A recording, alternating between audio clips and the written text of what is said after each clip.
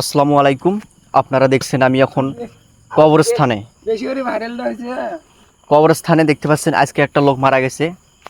আমার ভাই হয় আর কি, তার নাম হচ্ছে মতিয়ার। সে প্রায় 2 বছর হয় বাড়ি থেকে চলে গেছে ঢাকায়। 2 বছর পর সে লাশ হয়ে আবার বাড়ি ফিরে আসলো, তবু বাড়ি ঠাঁই হলো না। তার জায়গা হলো কবরস্থানে। দেখেন মাটির তলে তার কবরে ঘিরে দেওয়া হচ্ছে। এই রাত্রির বেলায়, এখন প্রায় 9টার মতো বাজে আর কি, রাতের বেলা ঘিরে দেওয়া হচ্ছে তার কবরের পাশে, চারপাশে। দেখতে পাচ্ছেন আশেপাশে আমার কিন্তু অনেক কবর আছে। আমার আশেপাশে কিন্তু অনেক কবর আছে। দেখেন জঙ্গল, বাঁশবাগান, জঙ্গল। এমনভাবে কিন্তু আমাদেরও থাকতে হবে একদিন এই মাটির নিচে।